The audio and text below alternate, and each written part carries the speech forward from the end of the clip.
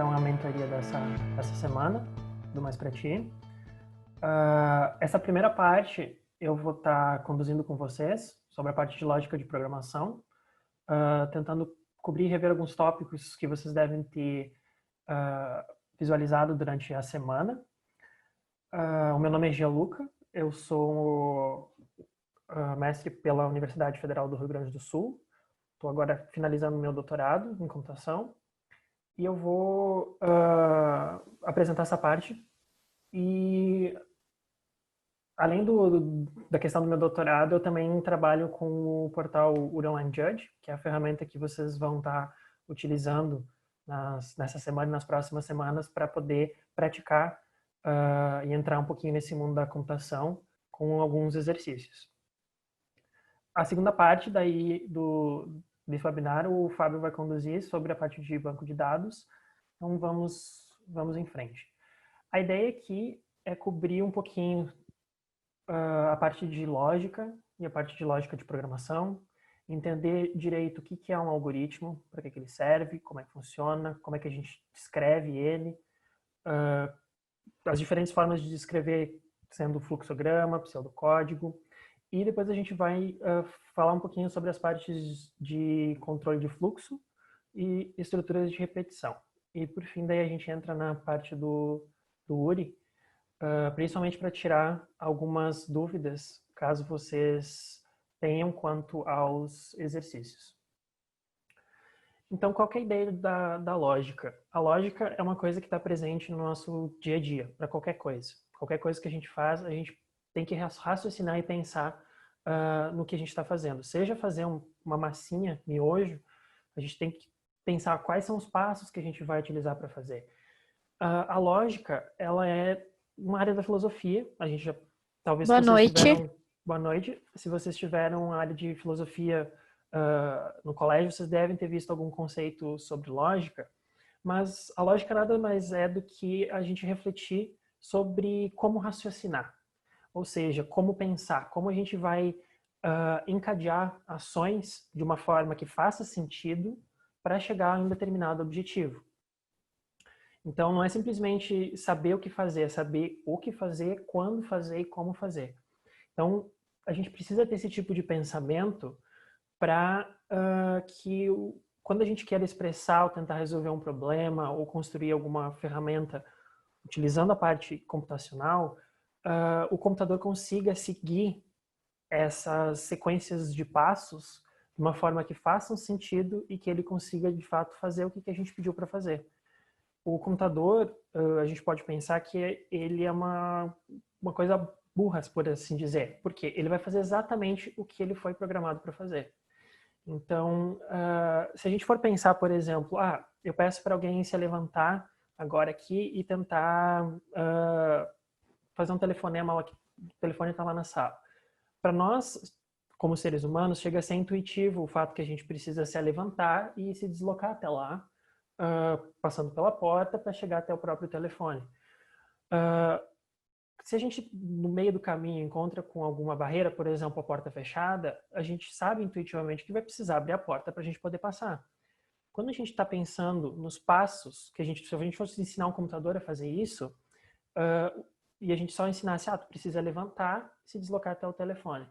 E a gente não antecipa o fato de que tem uma barreira, tem um problema, tem alguma coisa ali na frente que ele precisa lidar, ele não vai saber lidar, ele não vai fazer.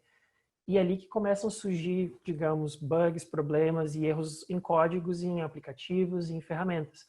Normalmente são situações que não estavam planejadas, não foram pensadas, não foram antecipadas. E o papel da lógica é justamente a gente ter esse encadeamento de pensamento, de ações que a gente precisa ter, ou seja, instruções que a gente vai ter que fazer para indicar o que deve ser feito e a ordem dessas instruções para dizer quando elas devem ser feitas, tentando, de certa forma, cobrir todas as possíveis ações e cenários que aquele determinado problema vai ter que resolver. Seja uma coisa simples do, por exemplo, se levantar e ir até a porta, como do fazer um login num site. Pode acontecer muitas coisas erradas ali pode acertar a senha de primeira, tu pode errar a senha, e quando tu erra a senha, vocês, por exemplo, estão fazendo login no site do Mais Pra Ti. Se vocês erram a senha, o site informa que vocês tentaram acessar e a senha deu incorreta. Imagina se não tivesse sido programado e pensado que vocês poderiam, às vezes, errar ao colocar a senha no site e a aplicação simplesmente não fizesse nada, ficasse do mesmo jeito que está lá. Então, o fato de ter uma mensagem ali, foi feito um pensamento em cima de quais ações que o usuário poderia fazer, o que poderia acontecer quando ele está tentando fazer o login. E tratar isso na aplicação, ou seja, se você errou a senha, a gente tem que mostrar uma mensagem, tem que solicitar a senha de novo. Então, tudo que precisa ser feito quando a gente estiver programando, a gente tem que pensar e organizar isso antes para que o computador consiga de fato fazer. Então, quando a gente está pensando em desenvolver qualquer tipo de software, as coisas mais importantes que a gente tem que fazer são esses 4 passos. Primeiro, estudar o problema. E isso é fundamental para que a gente entenda e consiga criar uma solução, criar um programa no computador que faça realmente o que precisa ser feito da forma como a gente está esperando que seja feito. A gente tem que conhecer o problema. Se tu está pensando em fazer, digamos, um aplicativo de entrega, tá? A gente tem que conhecer quais são os problemas que tem ali. O que a gente precisa mostrar, o que a gente tem de situações acontecendo. Então, a gente tem que fazer um estudo e conhecer bem esse problema. Depois que a gente conhece o problema, aí sim a gente vai começar a estruturar um algoritmo, ou seja, a gente vai começar a estruturar uma possível solução para o nosso problema. Essa é uma parte muito importante. A gente não adianta simplesmente, tem um problema, entendi, já vamos passar direto lá para a solução, vamos sair codificando, vamos escrever um código lá em qualquer linguagem que seja, porque as coisas não vão funcionar. Tá? Isso é uma coisa que a gente às vezes acaba se empolgando e acaba passando por essas etapas de forma muito rápida. E aí surgem problemas no código, surgem situações em que a gente não estava esperando, e tudo isso pode ser evitado se a gente consegue estudar o problema, a gente consegue pensar bem na solução. O que a gente precisa fazer? Como é que a gente vai dizer para o computador fazer exatamente aquilo que a gente precisa que seja feito? Quando a gente tiver essa descrição dessa solução, aí sim a gente vai transcrever isso, ou seja, a gente vai traduzir, vai escrever de uma forma que o computador consiga compreender. A gente vai usar uma linguagem de programação, qualquer uma delas, que seja a mais ideal para resolver determinado problema, e vai transcrever essa solução em passos que o computador vai entender para poder executar. E quando isso está pronto, a gente testa, confere, garante que está tudo funcionando e passa a utilizar essa nossa solução. A importância de a gente ver toda essa parte da lógica é que, principalmente, as linguagens de programação, elas acabam mudando ao longo do tempo, tá? Existem novas versões, novas funcionalidades, novos conceitos, novas ideias, novas linguagens, novas formas de tu transcrever para o computador. E a gente vê, tem anos que o pessoal acaba utilizando mais uma linguagem, depois mais outra, dependendo do tipo de projeto, mas a base, que é fundamental a todas elas, que é esse pensamento computacional, essa lógica, ela se mantém, ela não muda tanto. Então, se você souber o que você precisa fazer, quais são os passos que você precisa utilizar para resolver um problema, isso é a maior dificuldade de se resolver um problema. A transcrição para uma linguagem é, digamos, a parte mais fácil de se fazer. Então, a gente tem que prestar bastante atenção nessa parte inicial de compreender o que precisa ser feito. E eu estou repetindo isso várias vezes, porque isso é uma coisa muito importante mesmo. A gente tem que entender para depois pensar na solução e, quando tiver essa solução, transcrever para código. Então, na parte que a gente pensa nessa solução, a gente começa a falar do conceito de um algoritmo. Antes de entrar bem na definição disso, vamos pensar na situação de fazer uma massinha miojo, tá? Que é uma coisa bem simples, todo mundo já fez alguma vez na vida. A gente sabe que vem um conjunto de instruções, né? Todo mundo sabe o que fazer, mas quase ninguém lê aquele conjunto de instruções. A gente sabe que a gente precisa primeiro botar água na panela, ligar o fogo, né? A gente precisa que a água ferva. Só então a gente vai colocar a massa. Quando a massa estiver pronta, a gente coloca o tempero, espera um tempo e depois come. Se a gente fizer qualquer uma dessas ações fora de ordem, a gente não vai chegar no resultado esperado, que é a massa pronta. Se tu colocar a massa sem a água tá quente, vai demorar mais. Se tu não colocar o tempero, não vai ficar bom. Então, a gente tem que, até para um problema simples, como cozinhar, a gente tem que seguir uma sequência de passos, uma sequência de ações em uma determinada ordem que façam sentido para chegar no resultado. E o que o conceito de algoritmo nos traz é isso, uma sequência de passos que vão expressar o que o computador vai precisar fazer lá para frente para que a gente consiga resolver o problema. Se a gente for pensar em uma outra situação, eu falar para vocês, quais são os passos para a gente ligar para alguém? Pegando um celular simples e ligar para um amigo. Vocês podem me dizer, a gente pega o celular, a gente digita um número, e clica em chamar, e era isso. Perfeito? Essa é a situação perfeita que vai acontecer. E se o celular está bloqueado? O que a gente faz? Beleza, então a gente pega o celular, vê se está bloqueado. Se está bloqueado, a gente desbloqueia. Digita o número, chama a pessoa. Perfeito, resolvemos o problema então. Resolveram? Ok. E se tu errou a senha ao desbloquear o celular? E se tu errar a senha de novo ao desbloquear o celular? Então vamos lá. Então, pega o celular. Enquanto tu não acerta a senha, tu vai tentar desbloquear o celular. Quando tu consegue desbloquear, digita o número, liga para a pessoa e conversa. Perfeito? Chegamos à solução? Quase lá. E se a pessoa não atender? Porque ela está ocupada, o celular está fora de área, está sem bateria. O que acontece? A gente consegue descrever todos os passos que estão acontecendo? Não. Se eu fosse pedir para alguém seguir exatamente os passos e ela tentasse ligar, digitasse o número e falasse, e a pessoa não atendeu, digamos, o computador ia continuar falando, porque a gente não disse para pensar o que acontece na situação em que a pessoa não atende, por exemplo. Então, isso é um tipo de pensamento que a gente tem que ter quando vai resolver qualquer problema. É fácil pensar na solução simples, onde o cenário é ideal, onde tudo acontece como a gente quer. Mas a gente sabe que nem tudo acontece como a gente quer. A gente tem que antecipar situações que vão e podem acontecer. Por exemplo, o celular está bloqueado, que é uma coisa simples. Para nós é tão intuitivo já pegar o celular, desbloquear, ligar e tal, que quando a gente descreve, a gente nem pensa em descrever cada uma das etapas. A gente descreve o principal.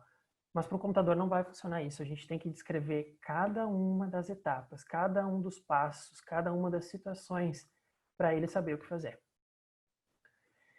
Então, se a gente for para a definição de algoritmo mesmo, o algoritmo ele é um conjunto de regras e procedimentos lógicos perfeitamente definidos, ou seja, que são claros e levam à solução de um problema por um número finito de etapas. Ou seja, a gente tem uma quantidade X de etapas, de passos que a gente tem que seguir, como uma receita. Cada um dos passos, a gente chega no final da nossa receita. Se fosse fazer um bolo, a gente sabe os ingredientes, sabe a ordem que tem que colocar, os tempos que tem que esperar, se tem que descansar, se tem que assar, qual que é a temperatura, para a gente chegar lá no resultado, digamos, de ter um bolo no final da história. Então, essa é a principal definição de algoritmo, um conjunto de regras, uma determinada sequência que vão chegar ao nosso resultado. Como que a gente descreve isso? A gente pode descrever de 3 formas. Primeiro, uma descrição narrativa, que nada mais é do que esse português que eu estou utilizando para dizer, no caso do celular, pegue o celular, depois desbloqueie a tela, digite o número que tu vai ligar, chama a pessoa, coloca o celular na orelha, fala com a pessoa, termina, desliga. Então, a descrição narrativa é bem próxima do português, é dizendo quais são as etapas, quais são os passos que devem ser tomados. A gente tem uma forma mais um pouco visual de ver isso, que seria através do diagrama de blocos ou o fluxograma, que nos permitem ter uma ideia do que está acontecendo em cada situação. Uma forma mais gráfica e visual. E a gente tem o pseudocódigo ou português estruturado, que não chega a ser uma linguagem de programação, não é uma implementação da nossa solução, mas é um pouquinho mais próximo da solução. Ela vai tentar escrever próximo à estrutura de um código, em português, os passos que tu tem que fazer para chegar na solução. Ou seja, como tu vai definir a estrutura do teu programa.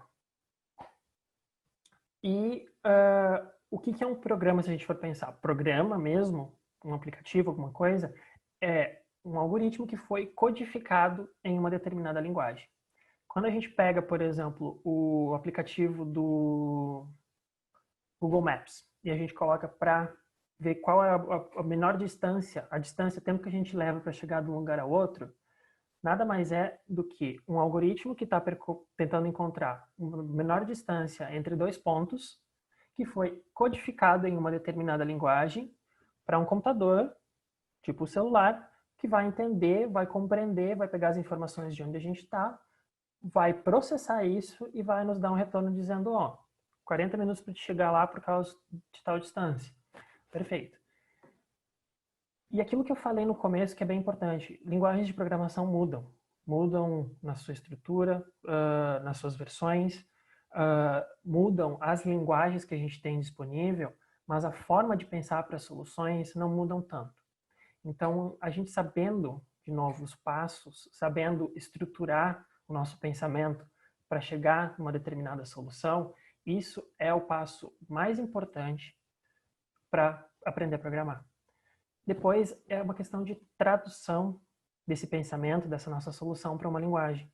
E isso vai requerer de vocês o quê? Bastante prática. É que nem aprender um novo idioma, que nem aprender o inglês, que nem aprender o espanhol. A gente precisa praticar, a gente precisa escrever, a gente precisa se expor a essa linguagem diariamente para ter uma fluência, para a gente conseguir expressar daí esse pensamento, essa lógica, esse algoritmo que a gente tem para resolver o problema em linguagem de programação que o computador entenda.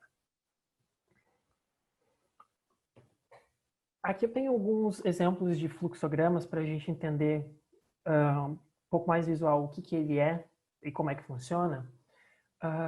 Vocês podem ver que tem diferentes elementos e um fluxograma ele vai usar formas geométricas para descrever os tipos de elemento. Quando a gente tem essa forma aqui do losango, a gente está vendo uma questão de uma condição. Ou seja, tem sol. E quando a gente tem o quadrado, a gente tem uma ação, ou seja, uma frase. A gente quer fazer alguma coisa, ou passear no parque, ou ver televisão em casa. Mas isso vai depender dessa condição aqui. Quando a gente tem setas, isso quer dizer o fluxo. Qual é a instrução que eu vou executar depois dessa condição, se tem sol ou não? A gente pode ser passear no parque ou ver televisão em casa. Pode acontecer duas coisas dependendo da resposta para esse questionamento, para essa condição aqui. E as palavras, normalmente, que a gente tem nesses diagramas, elas indicam, caso tenha sol, numa situação de sim, a gente vai passear no parque. Se não tiver, a gente vai ver televisão em casa. Então, isso já vai descrever, de certa forma, a gente pode utilizar esses elementos para descrever também um problema. Do tipo, a porta, no exemplo que eu dei de a gente se levantar e tentar ir para um outro cômodo. Se a porta está aberta, beleza, a gente só passa por ela. Se a porta está fechada, a ação é abrir a porta.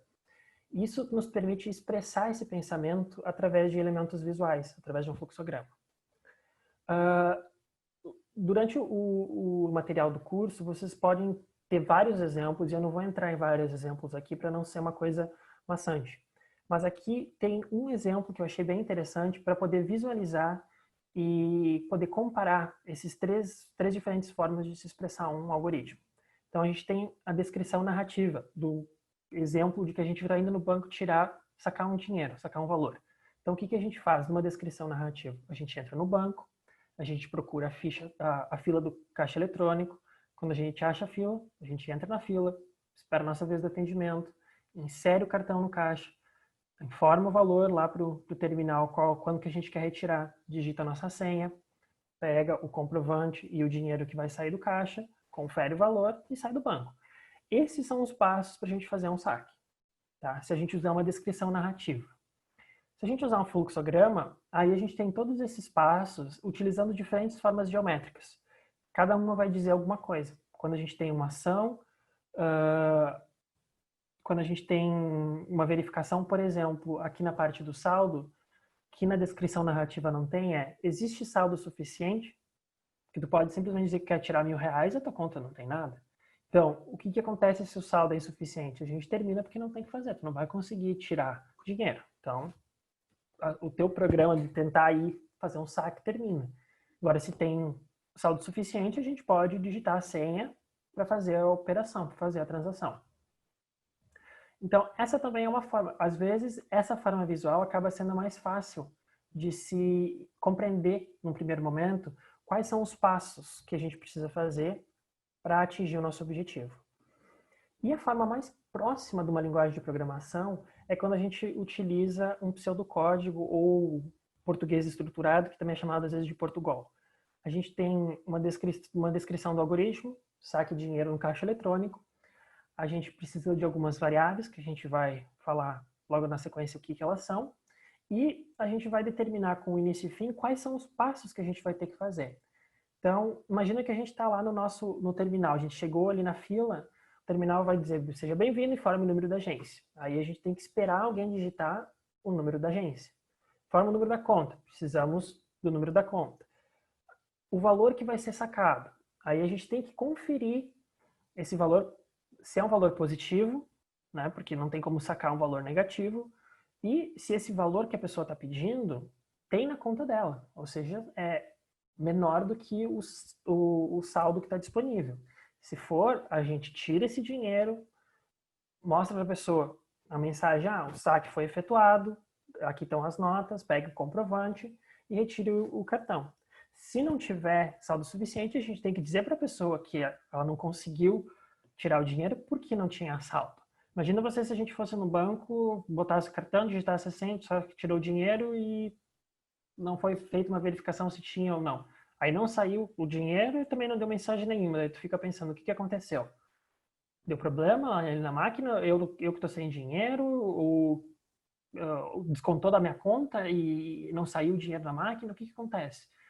Então, a gente tem que pensar todas essas situações que pode acontecer e descrever antes de implementar. Então, aqui a gente tem as três formas, a parte narrativa, fluxograma e o português estruturado. Beleza, a gente tem, digamos, uma solução para o nosso problema. A gente pensou lá, está funcionando, a gente está tratando todos os casos. Mas como é que a gente tem certeza de que a gente está pensando a ordem correta das ações que devem ser feitas? Para isso, a gente usa um processo de verificação que é chamado de teste de mesa. Nada mais é do que simular o funcionamento dessa nossa solução, assim, ao pé da letra. Exatamente o que a gente colocou ali para o computador fazer ou para uma pessoa fazer. E a gente verifica se está sendo feito exatamente aquilo que foi proposto. E é aí nesse momento que a gente faz ajustes na nossa forma de resolver o problema, na nossa forma de pensar, antes de ir para uma codificação. Então, por exemplo, aquela situação ali que a gente pensou, vou abrir a porta só se ela está fechada, se eu não tivesse pensado isso, quando eu tentasse fazer a situação, eu ia me bater de cara na porta se a porta está fechada. Nesse momento, porque eu estou seguindo ao pé da letra, dizendo, atravessa a porta, vai lá na sala, mas tem uma barreira ali. Então, o que eu faço? Revejo a minha solução, tento incluir esse cenário que eu não tinha pensado antes para poder resolver o problema. Então, a gente vai fazer isso várias vezes durante o pensamento para tentar colocar todas as situações que são possíveis de acontecer no problema. Perfeito. Aí a gente tem a nossa descrição do que está acontecendo, a gente vai começar a pensar no que a gente precisa armazenar de informações, que tipo de informações a gente vai ter para poder transcrever isso para uma linguagem de programação que o computador vai depois entender. Então a gente precisa entender aqui o conceito de variáveis e constantes. O que são variáveis? Variáveis, elas são espaços na memória que são utilizadas para guardar algum tipo de dado. Por exemplo, quando tu vai lá no banco e digita a agência ou o número da conta, essa informação vai depender da pessoa, do usuário que está ali informando isso. Tu não sabe qual que vai ser o número da conta e qual que vai ser a agência. Vai sempre mudar, vai variar, dependendo de quem está ali. Então, a gente tem que ter um lugar lá na nossa memória do computador para guardar essas duas informações para que sejam utilizadas ao longo do programa e a gente consiga tirar o dinheiro da conta daquela pessoa nesse cenário. Então, a gente tem uma informação que varia. Isso vai ser uma variável. Então, o número da conta, o número da agência, são variáveis. Essas variáveis, elas vão poder guardar diferentes tipos de informação. Dados literais, que seriam o nome de alguém, por exemplo, numéricos inteiros, tipo o número da agência, numéricos reais, digamos, o valor que a pessoa quer retirar, ou dados lógicos do tipo, você quer fazer mais alguma operação? Sim ou não? A gente precisa guardar isso para depois tomar uma determinada ação. Agora, ao contrário das variáveis, a gente também tem as constantes, que elas não mudam o valor durante a execução do programa.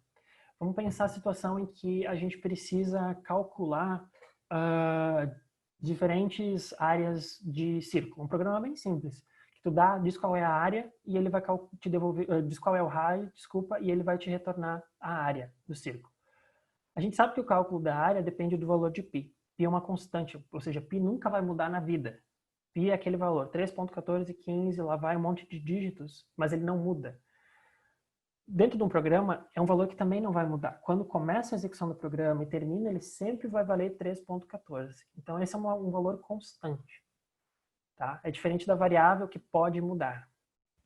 E quando a gente pensa em variáveis e vai transcrever isso em linguagem de programações, a gente tem algumas restrições que a gente tem que sempre lembrar, referente ao nome delas. Que a gente vai dizer, uma variável, naquele espaço da memória vai se chamar saldo, que eu preciso guardar o valor do saldo ali e vai guardar um inteiro.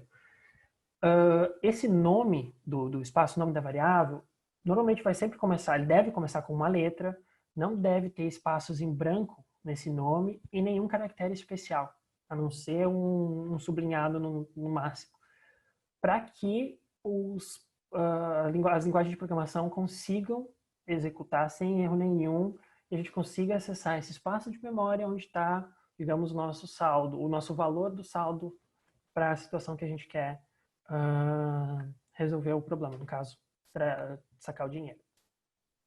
E a gente tem que pensar também na questão de operadores. Beleza, eu tenho lugares lá para armazenar essas informações, mas se eu estou fazendo o saque do dinheiro, eu preciso fazer uma operação de subtração ou uma operação de soma se eu estou fazendo um depósito ou qualquer outra operação sobre o valor que tem lá e o valor que o usuário está me pedindo para tirar ou depositar. Então a gente precisa de operadores na nossa construção que vão atuar sobre essas variáveis ou constantes. Então a gente tem operadores aritméticos do tipo soma, subtração, divisão, potenciação. Operadores relacionais, a gente está comparando duas coisas do tipo esse valor é maior que aquele, é igual, esses dois nomes são igual ou são diferentes. E operadores lógicos, do tipo se isso aconteceu e aquilo aconteceu, ou se uma coisa aconteceu ou outra coisa aconteceu. Então, a gente vai juntar esses operadores lá com as variáveis que tem seu nome, tipo e conteúdo e vai começar a montar a nossa solução. Aí, beleza, aí a gente tem uma questão relacionada a controles de fluxo. O que são controles de fluxo? Se a gente for pensar, aquele exemplo de fazer uma receita, ele tem um passo após o outro, né? A gente pega cada um dos ingredientes, coloca lá e na determinada ordem, na determinada quantidade, segue os passos, beleza. É um item após o outro, é uma estrutura bem sequencial. Agora, se a gente tem situações em que, por exemplo, se o celular está bloqueado, eu preciso desbloquear, a gente está mudando e tendo duas opções de fluxo no programa, ou seja, pode acontecer uma coisa, o celular está bloqueado, e pode acontecer outra, em que o celular já está desbloqueado. Então, para isso existem as estruturas de seleção. A gente consegue determinar qual que é o fluxo, qual que é o comportamento do programa em determinados sentidos. Quanto aos fluxos de seleção, a gente pode ter um fluxo de seleção simples, do tipo, se a porta está fechada, então abre a porta. E acabou. A gente pode ter uma solução, uma estrutura de seleção que seja composta, onde a gente tem se, então, se não. Do tipo, se chover hoje, então fica em casa. Se não, sai. E acaba. A gente pode também ter outras situações em que a gente chama de estrutura de seleção múltipla, onde a gente vai testar várias coisas sobre uma mesma variável. Por exemplo, se o saldo da pessoa, se o valor que a pessoa pediu para digitar é maior que zero, e se o saldo, se o valor que a pessoa pediu é menor que o saldo, e se o terminal lá do banco tem aquele valor em quantidade de notas para poder tirar, aí a gente faz uma ação. Então, isso é chamado de ser alinhada, quando a gente tem várias condições, uma dentro da outra. É se isso funciona, e se aquilo funciona, e se aquilo funciona.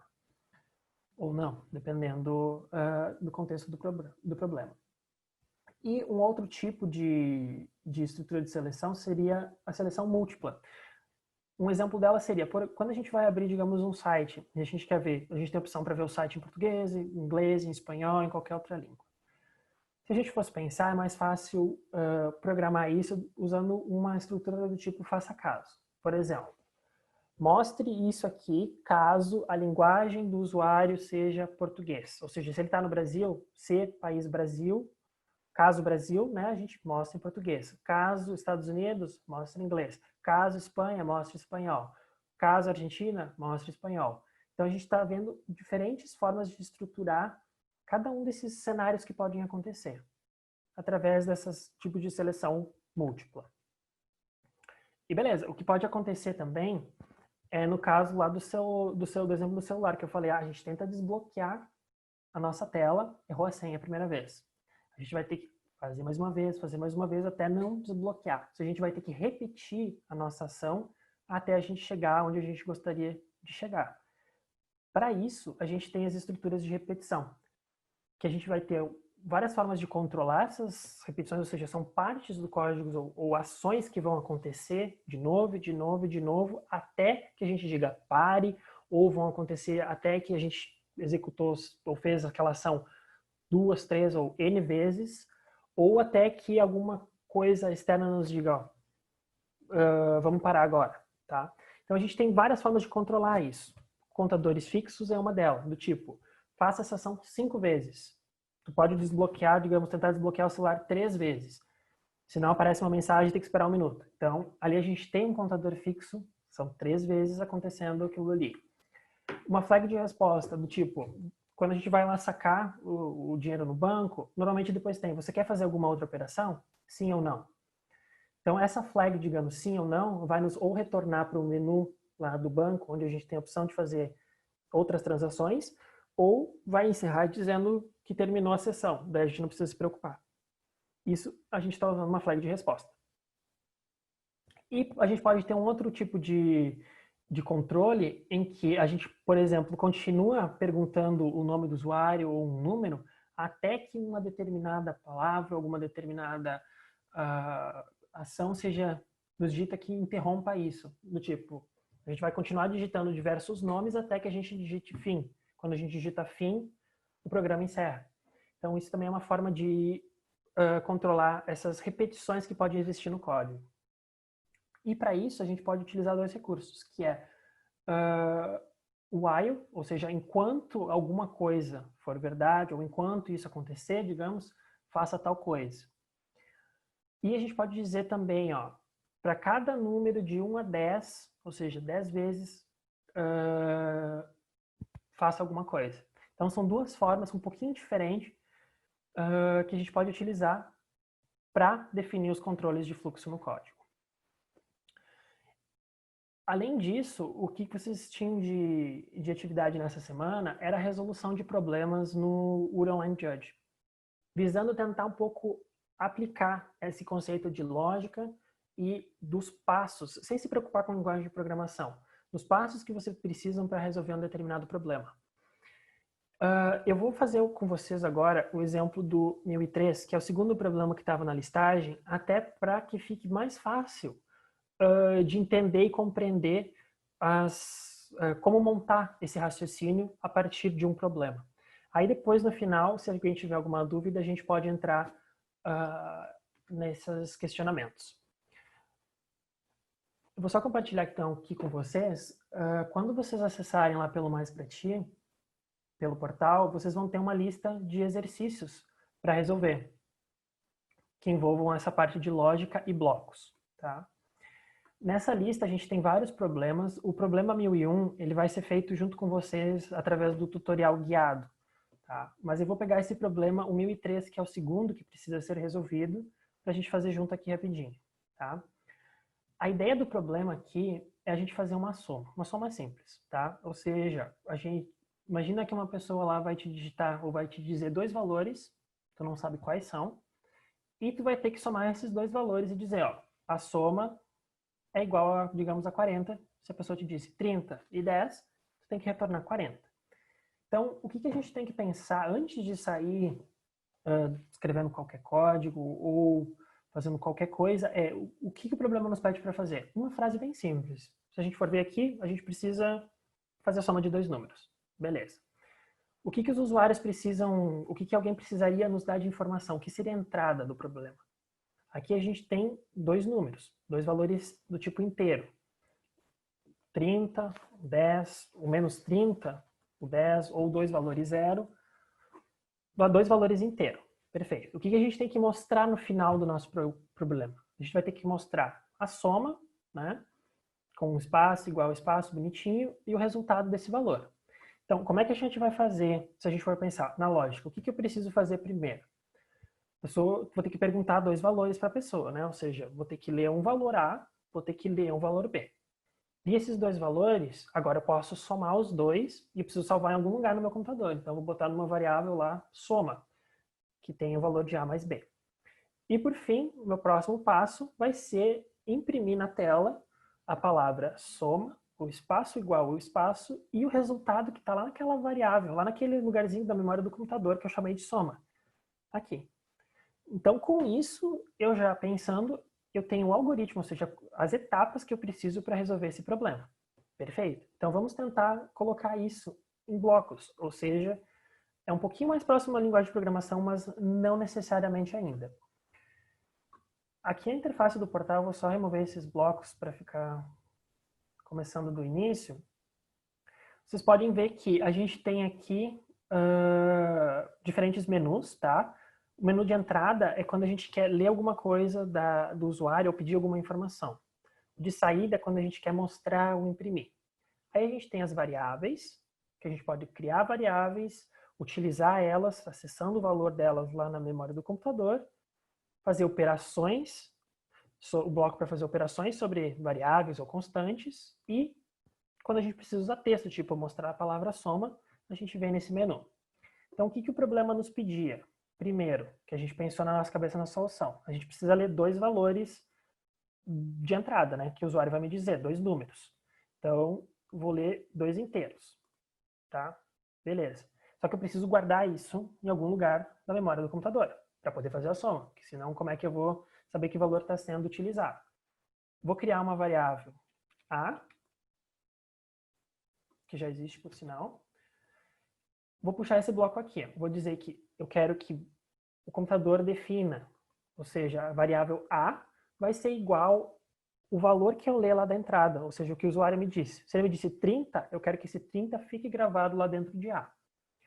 E eu preciso de uma outra para gravar o valor de B.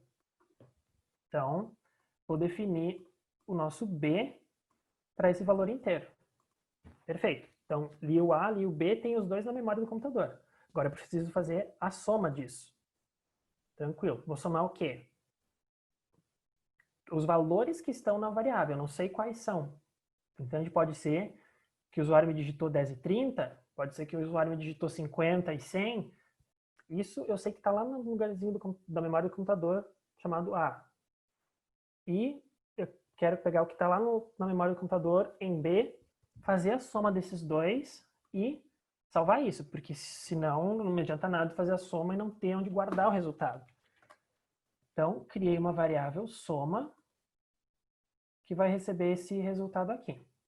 Perfeito. Agora eu preciso, lembra que o nosso próximo passo para finalizar o nosso algoritmo era imprimir. Então eu vou imprimir na tela, o que eu preciso imprimir? A palavra soma, com os espaços, e o valor dessa soma que está lá na memória. Então eu vou criar um texto com a palavra soma, como o problema nos pede, e eu vou acessar o que está guardado lá na variável soma. Perfeito. Vamos tentar submeter e vamos ver o que acontece. A gente envia o código, ele vai ficar em fila por algum tempinho. Aceito. Perfeito, resolvi o problema. Isso quer dizer o quê? Que todos os casos que o sistema testou, a solução de vocês apresentou a soma certa. Ou seja, ela estava sempre pedindo 2 valores, estava fazendo o cálculo correto e mostrando na tela exatamente o que foi pedido na descrição do problema. Então, é isso que vocês vão precisar fazer para os vários exercícios. Vocês não precisam saber codificar nada ainda. Só saber quais são os passos que vocês precisam fazer para resolver o problema. Ok? Eu não sei agora se a gente vai direto, acho que o Diraci pode nos ajudar, se a gente vai direto para a parte de dúvidas a respeito disso, ou a gente vai direto para a parte com o Fábio sobre banco de dados. Eu acho que pode ver as dúvidas desse ponto, né? Aproveitar e pegar um minutinho para essas dúvidas. E aí depois a gente vai para o Fábio ali, que daí já vai ter a introdução para a próxima semana. Tranquilo. Alguém ficou com alguma dúvida quanto aos exercícios ou quanto ao conteúdo que foi apresentado até então? Boa noite. Boa noite. Eu tô com dúvida no conteúdo 1010 ou 1010 na questão do URI Judge. Vamos lá. Vamos abrir aqui.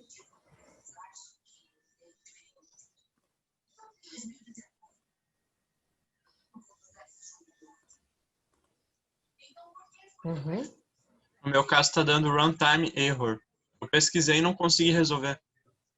Tá. O runtime error normalmente é um erro que aparece no juiz porque alguma coisa o programa não conseguiu resolver durante a execução. Ou seja, runtime seria durante a execução.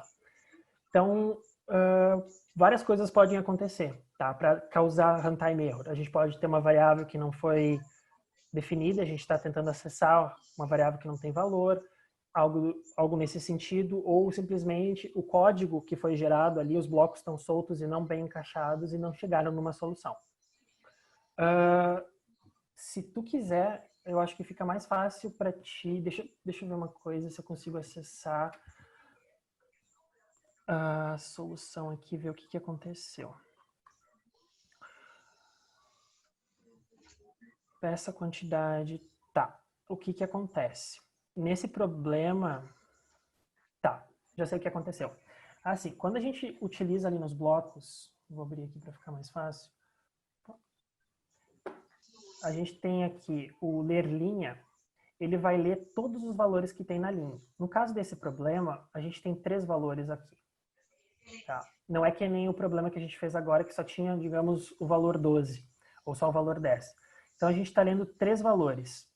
E se a gente for colocar isso numa variável, não vai funcionar. Tá? Porque essa variável vai virar uma string com tudo isso aqui.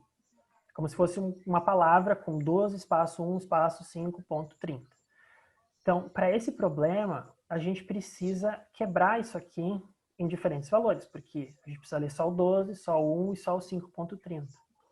Então, quando tu faz o ler linha, tu tá lendo tudo isso. A gente pode salvar aqui uma variável, digamos, chamada de linha. Tá? Perfeito. Então, a gente tem uma string com tudo isso. O que a gente vai ter que fazer é criar uma lista, tá? Uma lista a partir desse texto. Ou seja, a gente vai quebrar isso aqui em uma lista, vai dizer que a primeira posição tem esse valor, a segunda posição tem esse, a terceira posição tem esse. São 3 valores que a gente está lendo, tá? Então, a gente vai quebrar isso aqui, a nossa linha, no espaço, tá? A gente coloca um espaço ali. Vou colocar aqui só para facilitar, vou fazer isso aqui bem rapidinho. Então, a gente pode definir que a nossa lista vai ter cada uma daqueles valores ali que a gente leu, tá? 12, 1, 5 e 30. Aí, como é que eu faço para pegar cada um deles? O primeiro valor que a gente precisa ler aqui seria o 12, digamos que é o código, né? Então, a gente coloca uma variável chamada de código e o nosso código, ele vai pegar a primeira posição que a gente tem na lista. Ou seja, na nossa lista, a gente quer pegar o primeiro valor que tem ali, que é o 12, e dizer que é o código. Tá? Ou seja, a gente leu aqui, quebrou nos espaços, aí a gente ficou com 12, 1 e 5.3. Tem 3 informações. A gente quer dizer que a primeira informação, que é o 12, é o nosso código, o segundo é o valor, é o número de peças, e o terceiro é o valor unitário da peça, certo? Então a gente vai fazer isso para cada uma das variáveis que a gente quer. O código vai ser o que está na primeira posição. A gente vai criar uma outra variável chamada quantidade, que está na posição 2. O preço está na posição 3, e daí a gente pode seguir a execução. É isso que ficaste faltando na tua solução. Aí quando tu tentaste ler, tu tentou ler provavelmente a linha inteira 3 vezes, assumindo que estava sendo só lido 12, só o 1 ou só o 5.3. Uhum. Ficou claro? Confuso? Mais ou menos? Eu acho que ficou um pouco, porque eu tentei acessar o meu código ali para ver como é que ele estava antes e apagou, porque eu fiz semana passada, ele apagou, daí eu vou ter que começar do zero. Essa ferramenta de lista, essa ferramenta que é a ferramenta de listas propriamente dito, eu não sei como usar ela, eu não consegui entender como é que se utiliza dela. Tá. A parte de lista aqui é que esse problema acaba utilizando lista, que é um conceito um pouquinho mais avançado da parte de programação, mas ela vai ter 2 coisas, tá? Uma é esse bloco de fazer lista.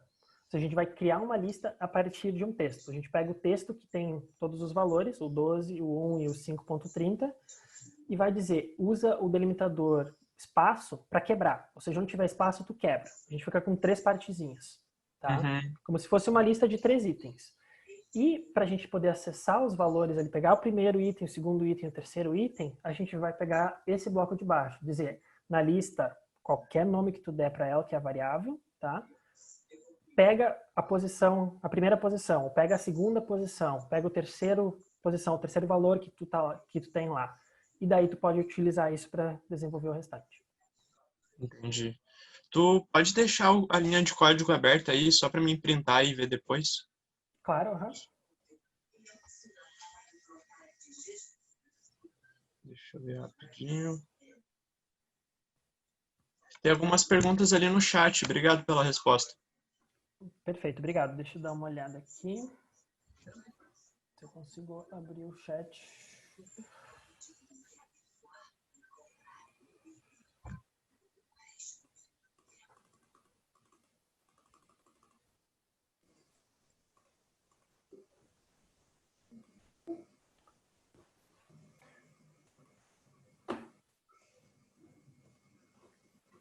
Vamos lá.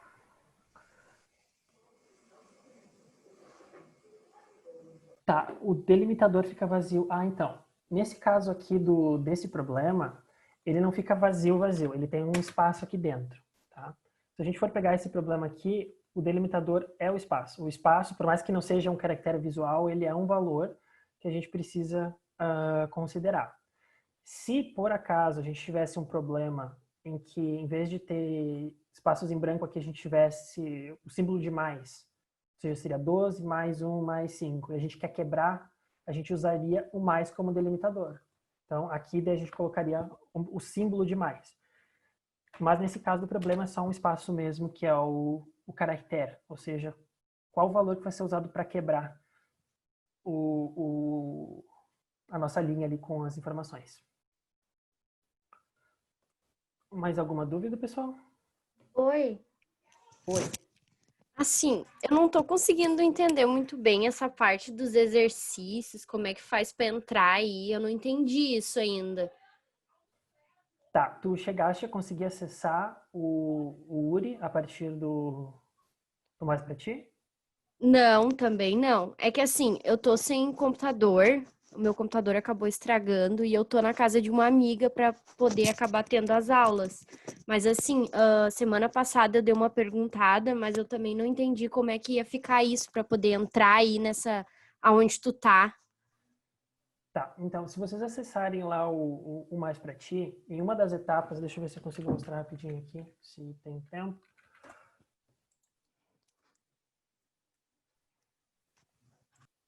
um dos passos é justamente fazer esse acesso no portal URI Online Judge. Vamos abrir aqui.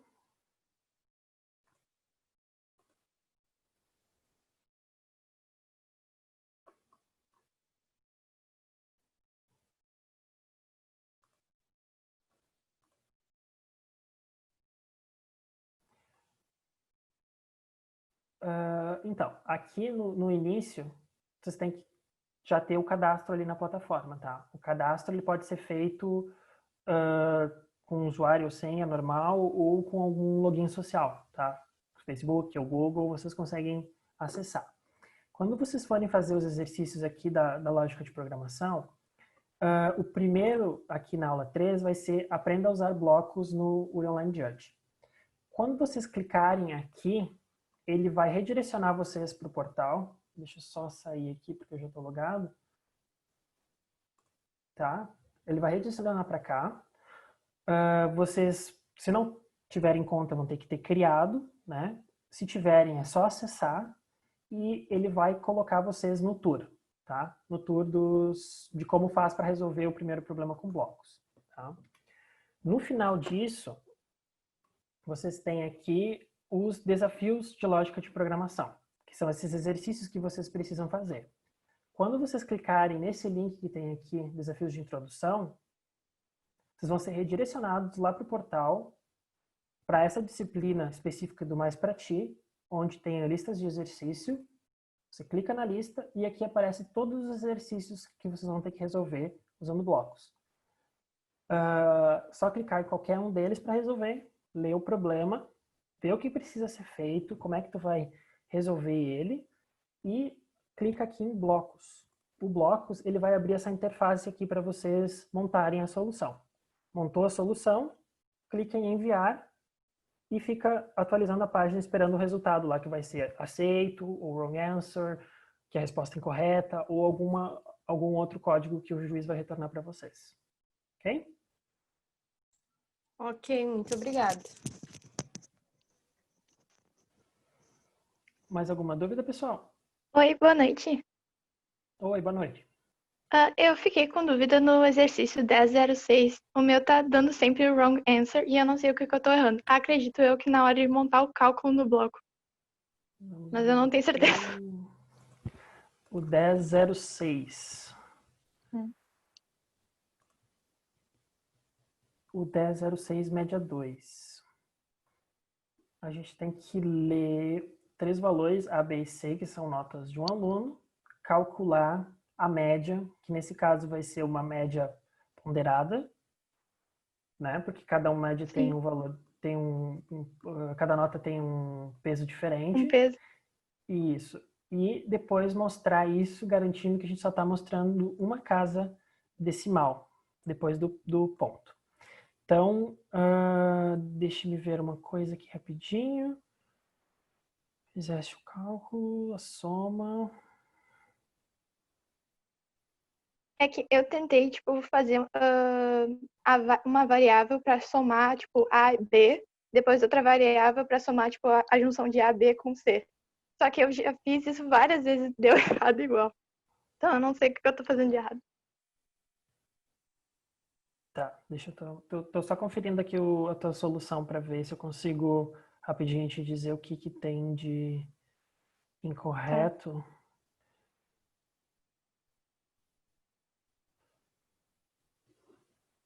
Uhum. Então, tu fizeste o cálculo ali multiplicando os pesos de cada uma das notas, aí somando cada um dos valores que tu tem e dividindo isto por 10. Tá. Deixa eu só dar uma olhada nos blocos que tem disponível aqui.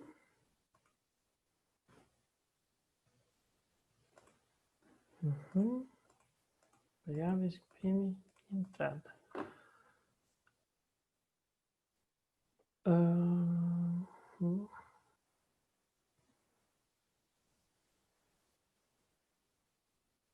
Tá, eu vou fazer assim, ó. Eu não tô vendo de cara agora, até pra gente não demorar muito, o erro da tua solução, tá?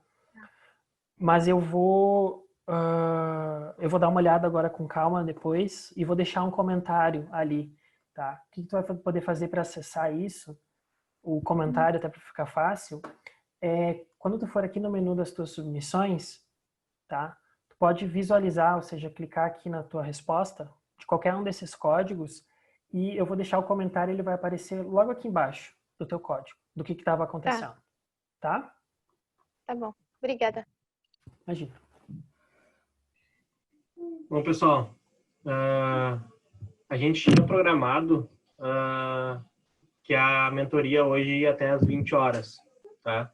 A gente teve algumas dúvidas que são importantes, né, a gente tirar e a gente esclarecer aqui da parte de lógica de programação, até para que vocês possam evoluir dentro do programa. E a gente ainda não chegou no conteúdo de banco de dados, tá? Que a gente tinha previsto dentro dessa mentoria. Uma pergunta que eu vou fazer para vocês. É melhor a gente segurar o banco de dados e deixar isso para a próxima mentoria e tratar ele específico? Ou vocês acham que tá mais para a gente avançar 20 minutinhos aqui no horário e seguir com esse conteúdo e com essas instruções que seriam as instruções da próxima semana?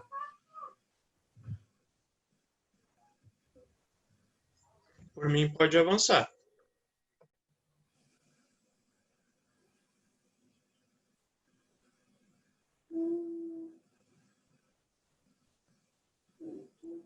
Boa noite. Eu acho que a gente poderia parar por... Tem pessoas que nem conseguiram acessar a URI ainda. Tá.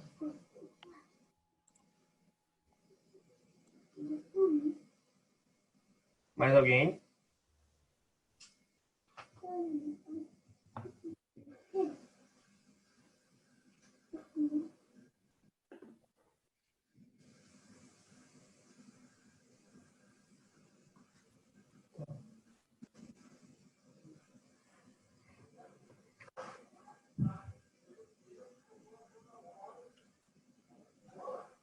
Tá. Pessoal, a maioria aqui, pelas respostas que a gente está chegando, tá? A gente vai, então, segurar. Então, a gente tem essa semana aqui ainda para trabalhar, tá? Com os exercícios de lógica de programação. Eu vou disponibilizar, a gente vai disponibilizar também o vídeo da aula do Jean dentro do YouTube lá e vai disponibilizar para vocês, tá? E daí, na próxima mentoria, na próxima semana, na próxima quinta-feira, aí a gente entra em banco de dados. Tá bom?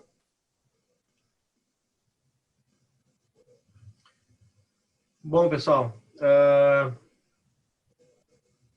da nossa parte, então, né, Jean? O Fábio estava aqui para fazer a parte de banco de dados. Volta na semana que vem, né, Fábio? Oi, pessoal. Sim, sem problemas, assim. É importante vocês realmente assimilarem os conteúdos e praticarem. E, realmente, se precisar mais uma semana, não vejo problemas.